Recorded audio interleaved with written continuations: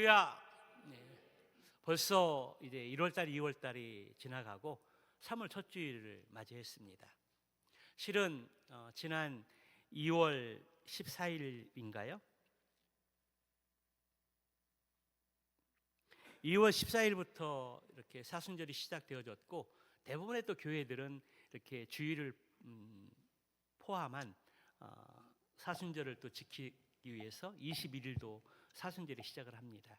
우리가 지난 2개월 동안은 교회 표에 맞춰서 주님과 동행하는 삶을 우리가 살아야 하는데, 주님과 동행하는 삶이 무엇인가?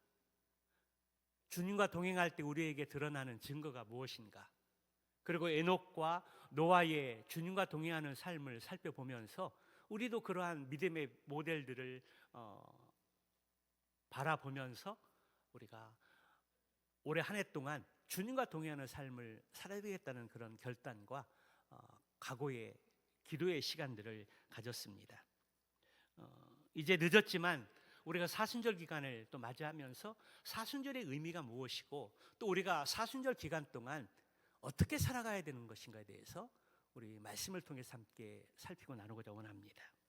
사순절은 부활절까지 주일을 제외한 40일 기간을 의미합니다. 또 어떤 교회는 주일을 포함해서 또 일주일을 이렇게 축소하고 40일의 또 기간을 이렇게 보내는 시간입니다. 이 기간에는 그리스도의 삶과 고난, 그리고 죽으심과 부활을 묵상하고 십자가를 묵상하면서 어떻게 하면 다른 달보다 더 십자가를 묵상하고 주님을 기억하면서 경건에 이르는 삶을 살 수 있을까? 거기에 대해서 집중하는 기간입니다. 사순절의 기간에는 우리가 세상의 일락을 즐기던 것들을 잠시 또 줄이고, 또 우리가 재미있어하고 좋아하고 즐기던 세상의 어떤 문화와, 그리고 우리가 가까이 접하는 인터넷과 또 스마트폰, 그런 것들에 대해서 발생하는 게임과 어떤 그런 것들을 조금 절제하고 자제하면서 그 시간에 하나님의 말씀인 성경을 읽고 조금 더 기도하면서 십자가를 묵상하자는 것입니다. 저는 이 사순절 기간을 맞이해서 특별히 예수님이 이 땅에 오신 목적이 무엇인가, 예수님이 이 땅에 오신 목적의 말씀을 중심을 나누면서 행복한 우리교회 성도들이 말씀과 기도를 통해서 주님과 더 가까이 하고 2024년도 교회 표어처럼 주님과 동행하는 믿음의 삶을 사는 그러한 성도들, 청년들이 되어졌으면 좋겠다는 것입니다. 그래서 선포된 하나님의 말씀을 통해서 예수님이 오신 목적을 깨닫고 주님의 마음을 알고 우리가 또 경건에 이르는 삶을 살 수 있는 저와 여러분들이 다 되시기를 주님의 이름으로 축원합니다. 오늘 본문의 말씀은 예수님께서 마태를 제자로 부르시는 그 내용이 기록되어 있습니다. 마가복음과 누가복음에 보게 되면 이 마태를 가리켜서 레위라고 이야기합니다. 레위라는 이름을 가졌습니다. 그런데 오늘 10장 13절의 말씀에 10장 3절의 말씀에 보면 세리 마태라고 지칭하고 있습니다. 마태의 직업은 세리입니다. 여러분, 세리의 직업이 무엇입니까? 오늘날 세금을 징수하는 세금 징수원을 가리키고 세무관도로 이렇게 의미하게 되는데요. 그 당시 1세기 유대 사회에서 세리는 어떤 위치에 있었는지 독일의 성사학자인 요하임 에레미야스는 그의 책 예수 시대의 예루살렘에 이렇게 말하고 있습니다. 세리는 회개한다는 것이 쉬운 일이 아니다. 그 이유는 그가 피해를 입혔거나 사기를 친 사람들이 누구인지 전부 기억할 수 없기 때문이다. 당시 세리와 도둑, 세리와 강도, 세리와 죄인, 세리와 이방인, 세리와 창녀들, 세리와 사기꾼, 세리와 살인범 같은 문구가 널리 사용되었다. 세리의 돈은 빈민 구제 기금으로도 받는 것이 금지되어 있었다. 왜냐하면 불의한 돈이기 때문이다. 이 직업에 종사하는 사람들은 공적으로 법률에 의해 권리를 박탈당하고 천대를 받았다. 다른 모든 이스라엘 사람들, 심지어 사상야처럼 혈통에 결함이 있는 사람까지도 요구할 수 있었던 시민권을 그들은 박탈당했다. 그렇게 쓰여져 있습니다. 1세기 유대 사회에 세리가 어떤 직업이었고 어떤 위치에 있었고 또 사회의 어떤 멸시를 받았는지를 또 그 책을 통해서 우리는 조금이라도 이해할 수 있을 것 같습니다. 당시 유대 사회가 세리를 철저히 냉대했던 이유가 있었는데요. 그것은 유대 원수였던 로마의 또 앞잡이가 되어서 세금을 징수하는 일들을 했기 때문입니다. 당시 로마가 특별히 재정적인 위기를 겪을 때라 식민지 사람들에게 세금 징수에 대해서 더욱 강압적으로 거두어 들였다는 것입니다.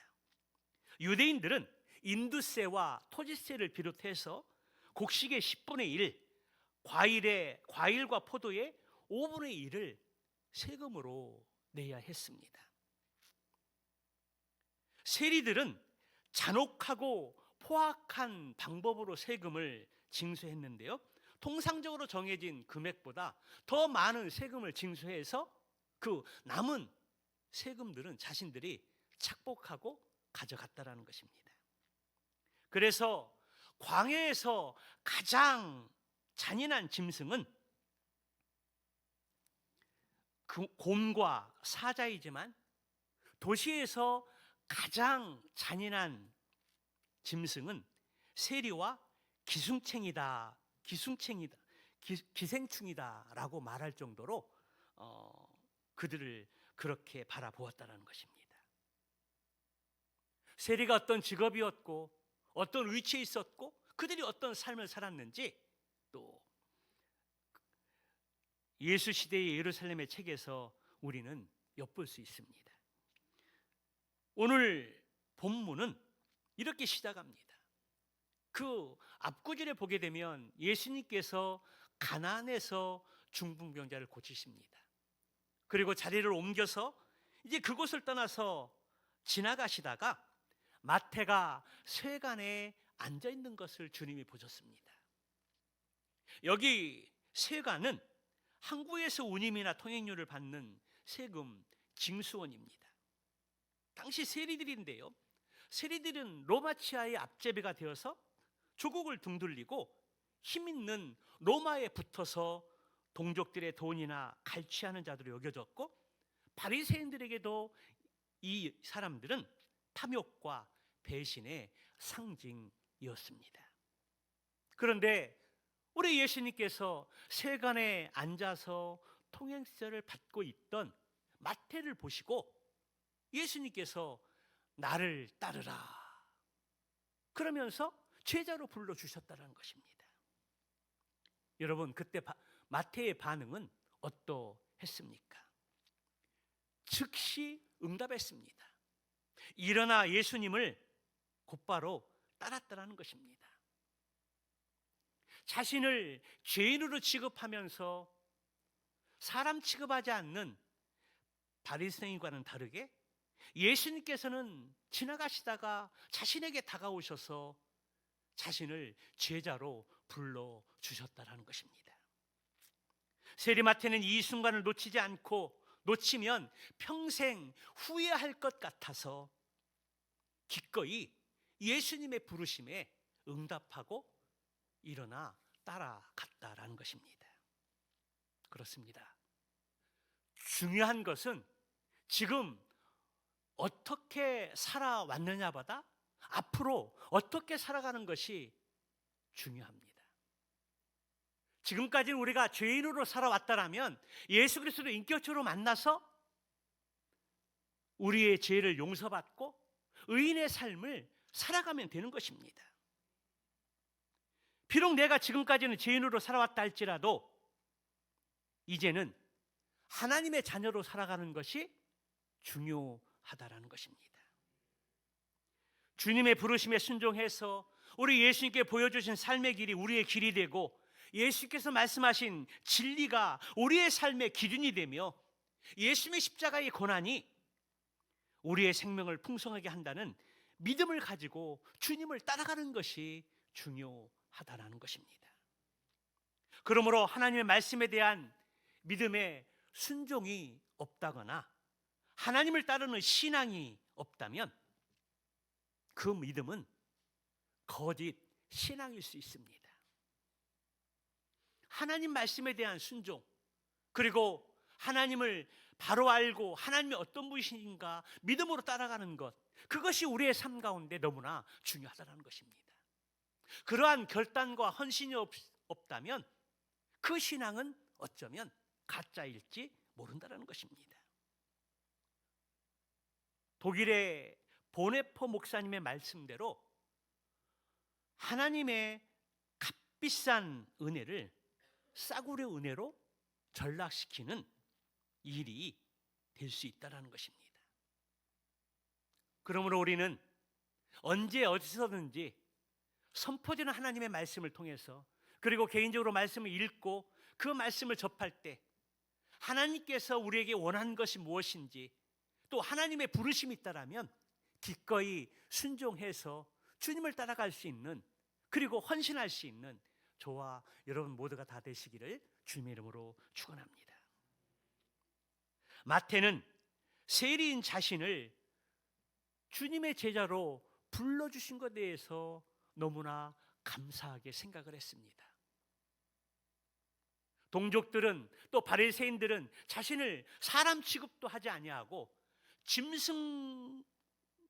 짐승보다 못한 인간으로 취급하는데, 예수님은 나 같은 죄인을 제자로 불러주셨다는 것입니다. 그것이 너무 고마워서 이 마태는 집에 큰 잔치를 배설하고 예수님과 제자들뿐만 아니라 많은 세리들, 죄인들을 집에 초청해서 음식을 함께 나누게 되었다는 것입니다. 그런데 이것을 본 바리새인들이 제자들에게 이렇게 따져 묻습니다. 어찌하여 너희 선생은 죄인들과 함께 식사를 하느냐? 그 당시 랍비들은 백성들을 가르치는 교사로서 하나님의 백성들이 죄인이나 세리들과 함께 식사하도록 허용해서는 안 된다는 것입니다. 가까이 하지도 말고 함께 식사하지도 말라고 가르쳤습니다. 유대인의 식탁 교제는 단지 음식을 먹는 차원이 아닙니다. 같이 식탁에 교제를 하면서 음식을 먹고 나눈다는 것은 경계를 풀고 서로를 받아들이고 연대와 통합을 이루는 것을 의미합니다. 우리식으로 말하면 식구라는 것입니다. 한 솥의 밥을 같이 먹고 나누는 그러한 가족이 된다는 것입니다. 하나님 나라의 복음의 관점에서도 이들은 하나님의 자녀인 형제, 자매입니다.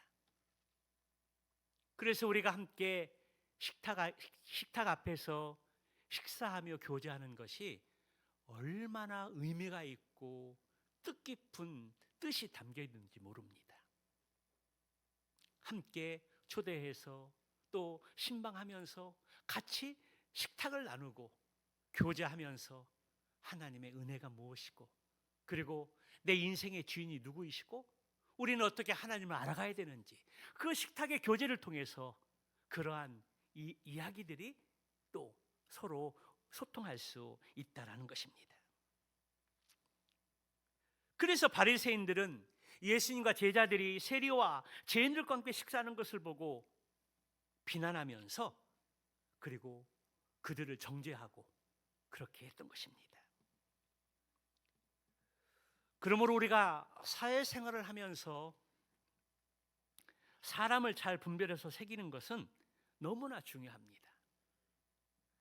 고린도전서 15장 33절의 말씀에 보게 되면 속지 말라, 악한 동무들은 선한 행실을 더럽히나니, 그렇게 말씀하고 있고요. 시편 1편 1절의 말씀을 보게 되면 복 있는 사람은 악인의 길을 따르지 아니하며 죄인들의 길에 서지 아니하며 오만한 자의 자리에 앉지 아니하고. 죄인의 길, 교만한 자, 오만한 자, 그러한 길을 가거나 함께하거나 같이 앉지 않는 자가 복이 있다라는 것입니다. 이는 누군가와 함께 식사하는 것은 그 사람을 신뢰하고 그를 친구 삼았음을 의미하기 때문입니다. 함께 식사하고 교제하다 보면은 선한 영향력을 주기도 하고 나쁜 영향력을 주기도 합니다. 그래서 사람과 가까이하고 사귀고 교제하고 식사할 때는 부정적인 사람은 가급적 멀리해야 합니다. 항상 긍정적인 사람, 그리고 성령으로 충만한 사람, 그가 말하고 이야기하는 것들이 성경의 이야기를 중심으로 전하는 사람, 그런 사람들을 가까이 하고 사귀고 식사 교제하는 것들이 너무나 중요합니다. 왜요? 나도 모르게 부정적인 영향이 흘러 들어와서 나를 오염시키기 때문입니다. 그러나 선한 영향력을 가진 사람의 그 영향력이 내게 들어오면 나도 바뀌고 나도 변화되고 나도 성장하는 계기가 된다는 것입니다. 그래서 우리가 사람을 사귀고 구별하고 식사할 때 누구와 식사하는 것들은 나의 얼굴입니다. 나의 얼굴입니다. 그렇기 때문에 식사의 교제가 참으로 중요하다는 것입니다. 그러나 예수님은 그러한 부정적인 시각을 가지고 있었던 바리새인들의 통념을 인정하지 않았습니다. 예수님에게는 아무런 조건 없이 죄인들과 함께 식탁의 자리를 가졌습니다. 복음서 말씀에서 일관되게 증언하듯이 예수님은 누구와도 제약 없이 식사를 함께 한 것은 하나님 나라의 도래를 가장 확실하게 보여주는 하나의 증표였던 것입니다. 그렇습니다. 그래서 우리 예수님께서는 세리인 마태를 제자로 불러주셨습니다. 세리 마태를 제자로 불러주신 것도 참으로 놀라운 일인데, 그의 친구들과 더불어 아무런 스스럼 없이 식사의 교제를 나눈다는 것은 더더욱 놀랄 일이었습니다. 경건한 유대인들, 스스로 의인이라고 자처했던 이 바리새인들에게는 도저히 이해할 수 없는 일이었습니다. 그때 예수님의 모습, 행하는 그 행동을 보고 항의를 하고 그렇게 비난하려고 했던 것입니다. 그때 예수님께서 그 비난하는, 항의하고 묻는 바리새인들을 향해서 어떻게 말씀하십니까? 오늘 본문 12절의 말씀을 보니까 예수께서 들으시고 이르시되 건강한 자에게는 의사가 쓸데없고 병든 자에게라야 쓸데있느니라. 여러분, 오늘 12절의 말씀에 보면 예수님은 마태를, 세리들을, 죄인들을 어떤 대상으로 보셨습니까? 예수님은 그들을 치료의 대상으로 보셨다는 것입니다. 그런데 바리새인들은 세리와 또 죄인들을 어떻게 생각하고 있습니까? 그들을 멸시의 대상으로 여겼다는 것입니다. 바리새인들은 하나님에 대한 열정은 가지고 있을지 모르나 이웃에 대한 긍휼과 사랑은 없었다는 것입니다. 오늘 12절의 말씀에 건강한 자에게는 의사가 쓸데없고 아픈 자에게야, 병든 자에게야 쓸데있느니라. 이 말씀을 잘 기억하고 묵상할 수 있기를 바랍니다. 이 말씀에서 건강한 자에게는 의사가 쓸데없고 병든 자에게야 쓸데있느니라. 이 말씀은 바로 복음의 말씀입니다. 복음의 정수라는 것입니다. 더 이상 달리 표현하기 어렵다고 할 만큼 간단 명료하게 복음이 무엇인가, 복음의 핵심에 대해서 우리 주님이 지금 말씀하고 있는 것입니다. 건강한 자에게는 의사가 쓸데없고 병든 자에게야 쓸데있느니라. 그러나 말씀처럼 자신이 건강하다고 생각하는 사람들은 의사를 필요로 하지 않을 것입니다.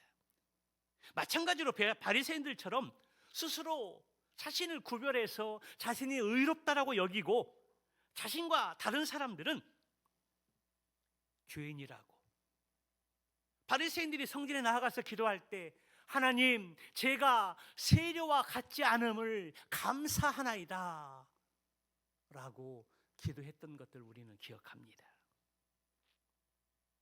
세리들을 죄인으로 낙인 찍고 차별하고 혐오스럽게 하는 사람들은 예수님을 필요로 하지 않습니다.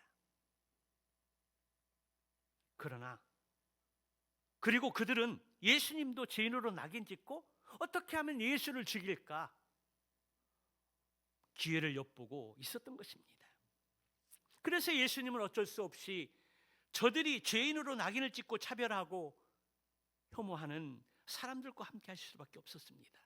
결국 마음이 가난한 사람은, 그리고 세리와 마태같이 자신이 죄인이라고 깨닫는 자만이 예수님의 말씀을 들을 수 있고, 그리고 예수님을 영접할 수 있습니다. 오늘 저와 여러분들이 또 가난한 마음을 갖기를 원합니다. 심령이 가난한 자는 복이 있나니 천국이 저희 것이며, 세상한 것으로 우리의 마음 가운데 많이 차 있으면 하나님의 말씀에 귀에 들어오지 않습니다. 우리의 마음이 가난해야 합니다. 우리의 마음이 세상의 것으로 가득 차 있는 것이 아니라 하나님의 말씀으로 가득 차 있어야 합니다.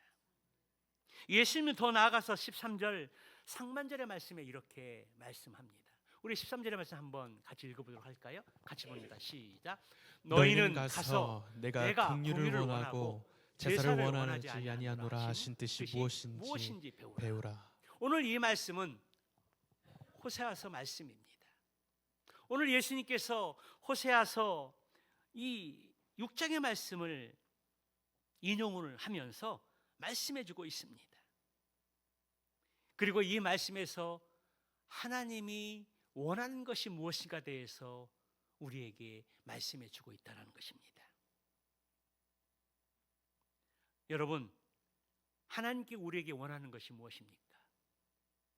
호세아서 6장과 오늘 본문의 말씀을 보게 되면 희생 제물을 잡아서 그럴싸하게 제사를 드리는 것보다, 형식적인 예배보다, 다른 사람들을 비난하는 것보다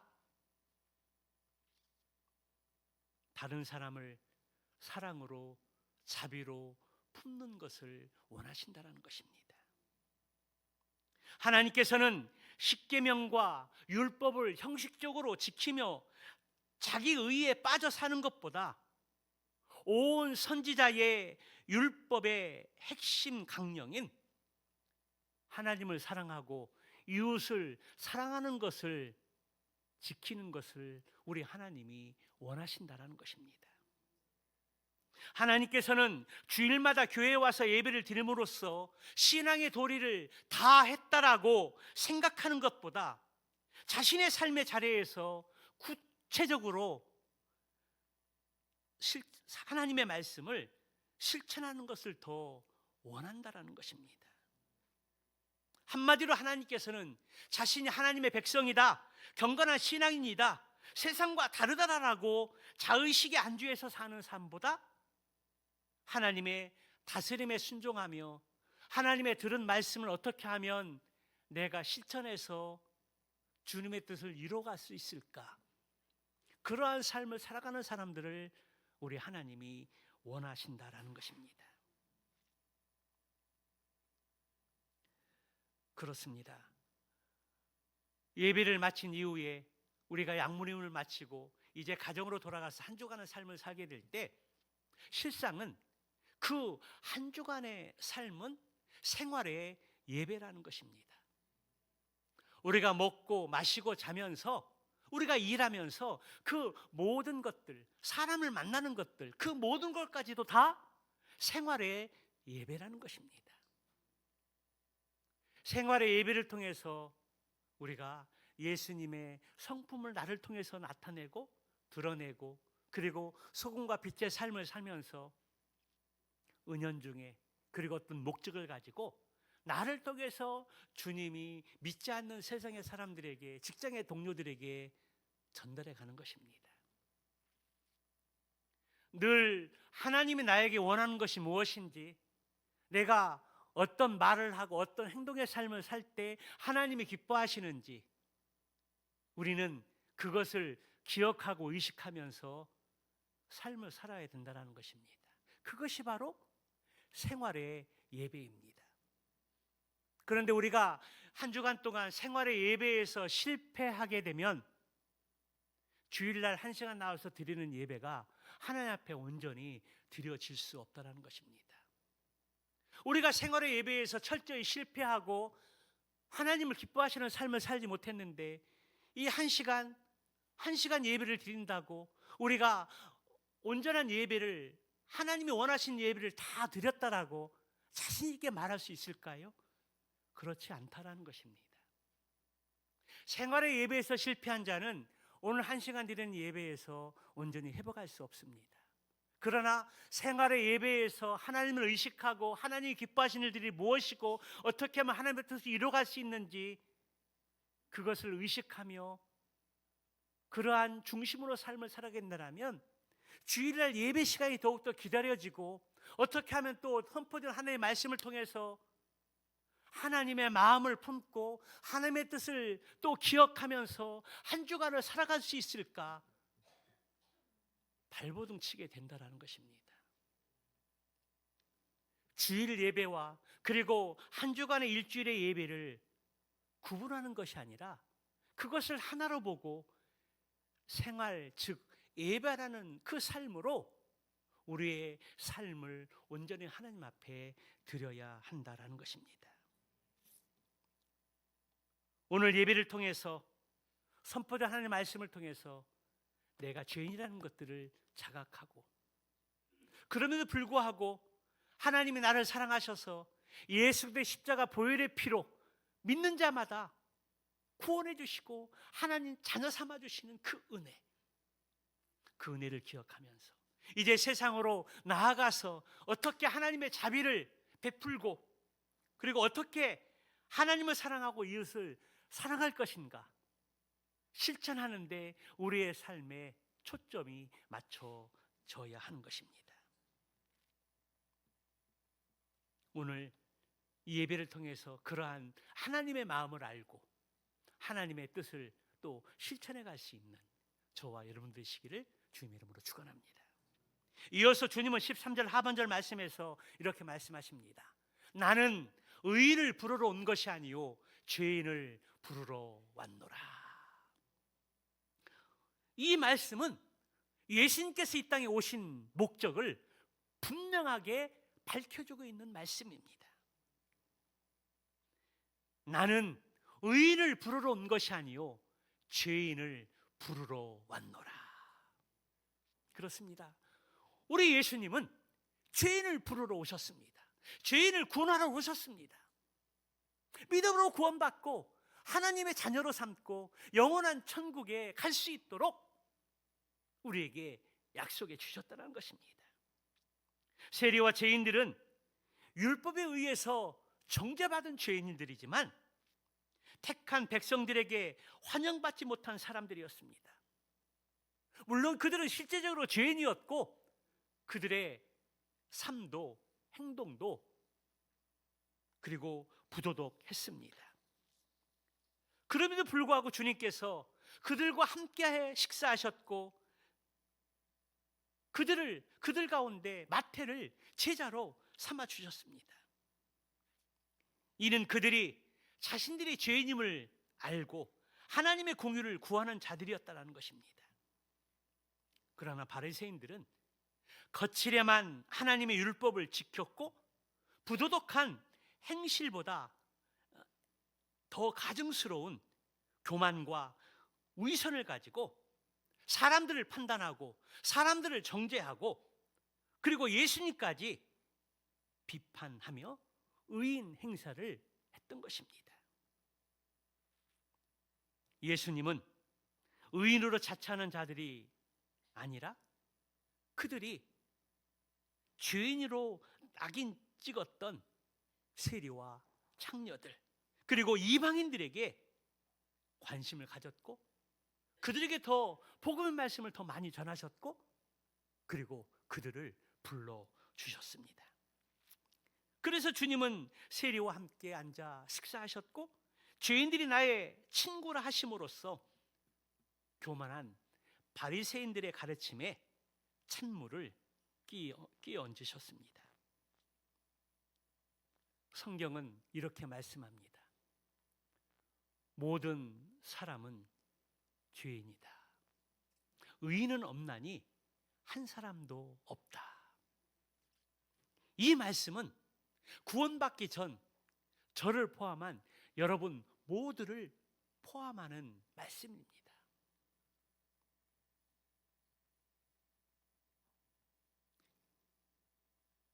의인은 없나니 한 사람도 없다. 모든 사람이 죄인이다. 그렇다면 여러분, 성경에서 말씀하고 있는 죄는 무엇입니까? 죄라는 것은 관역에 벗어난 상태를 말하는 것입니다. 관역하면 우리가 양궁을 이렇게 표적지로 이야기할 수 있는데요. 활을 당겨 쏘아서 그 화살이 관역에 맞히는 겁니다. 그런데 그 관역에서 표지판에서 벗어난 것, 그것이 성경은 쉽게 죄라고 설명하고 있습니다. 그렇다면 우리의 관역은 무엇입니까? 우리의 관역이 무엇입니까? 많은 부분들이 있지만 그것은 하나님을 믿지 않는 것입니다. 하나님을 바로 알지 못하고 하나님을 믿지 않는 것입니다. 그래서 로마서 1장 28절의 말씀에 보면 그들이 마음에 하나님 두기를 싫어하며, 세상 사람들이 하나님을 마음에 두기 싫어했다는 것입니다. 이 말은 사람들이 하나님을 믿지 않았다는 것입니다. 세상 사람들이 하나님을 알려고 하지 않고 인정하지 않았다는 것입니다. 그래서 그 뒤에 말씀에 보게 되면 하나님께서는 그들이 올바른 판단력을 잃고 해서는 안 될 일들을 하게 내버려 두셨다는 것입니다. 그래서 그들은 어떻게 그 이후의 삶을 살아갑니까? 로마서 1장 29절 이하의 말씀에 보게 되면 그들은 온갖 부정과 추악과 욕심과 악한 생각, 시기, 살인, 다툼, 사기, 악의로 가득 찼습니다. 그리고 그들은 수군수군 거리면서 서로 헐뜯고 하나님을 미워하고 건방지고 교만하며 자랑하고 악한 일들을 꾸며내고 부모에게 불순종했습니다. 그리고 미련하여 신의도 인정도 없고 무자비했다라는 것입니다. 오늘 로마서 1장 29절에서 32절의 말씀에 보면 28절에서는 하나님을 마음에 두게 하고 싫어하고 알기를 싫어하는 가장 큰 죄를 비롯해서 20여 가지 이상이 그 죄가 무엇인가, 죄의 특성, 죄의 형태, 그리고 우리의 삶 속에서 죄가 무엇인가를 정확하게 짚어주고 있습니다. 여러분, 오늘 로마서 말씀에서 나열하고 있는 20여 가지 이상의 이 죄들을 우리가 듣고 보면서 이 죄에서 자유할 수 있는 사람이 있을까요? 나는 거기에 속한 사람이 아니라고, 나는 거기에 상관없는 사람이라고 당당하게 고백할 수 있는 사람들이 있을까요? 아마도 없을 것입니다. 이 죄의 목록에서 해당하지 않는 사람은 한 사람도 없습니다. 그런데 이 죄를 해결하기 위해서 어떤 사람들은 어떤 기준에 도달하고 어떤 대가를 지불하면 죄가 씻음 받을 수 있다고 생각을 합니다. 어떤 행위, 선한 삶, 착하게 사는 것, 그런 것을 통해서 죄 사함을 받을 것이라고 착각한다라는 것입니다. 그러나 여러분, 우리가 어떤 기준에 도달하고 대가를 지불하고 선한 삶을 산다고 할지라도 우리의 죄는 용서받거나 해결받거나 씻음받을 수 없다는 것입니다. 성경의 하나님의 말씀은 죄 사함이 없은즉, 피 흘림이 없음즉 죄 사함이 없다, 그렇게 말씀하고 있습니다. 오직 예수 그리스도의 보혈의 피만이 가능하다는 것입니다. 지금 드린 말씀이 바로 에베소서 1장 7절의 말씀인데요, 예수 그리스도의 피로 말미암아 속량 곧 죄 사함을 받았느니라, 그렇게 말씀하고 있습니다. 오직 예수 그리스도의 피만이 우리가 구원받을 수 있고, 그리고 죄에서 깨끗하게 용서받을 수 있고, 의롭다함으로 인정받을 수 있고, 구원받을 수 있다는 것입니다. 그래서 로마서 8장 1절 2절의 말씀은 아주 놀라운 말씀을 해주고 있습니다. 우리 로마서 8장 1절 2절 같이 읽어볼까요? 같이 봅니다. 시작. 그러므로 이제 그리스도 예수 안에 있는 자에게는 결코 정죄함이 없나니 이는 그리스도 예수 안에 있는 생명의 성령의 법이 죄와 사망의 법에서 너를 해방하였습니다. 이 말씀을 믿으면 아멘 합시다. 우리가 예수 그리스도 안에 있는 자로서 우리가 죄사함을 받고 어떠한 죄들도 우리를 정죄할 수 없다라는 생명의 성령의 법이 우리를 해방시켰다라는 이 약속의 말씀을 믿는다면 우리 두 손 들고 아멘 합시다. 아멘.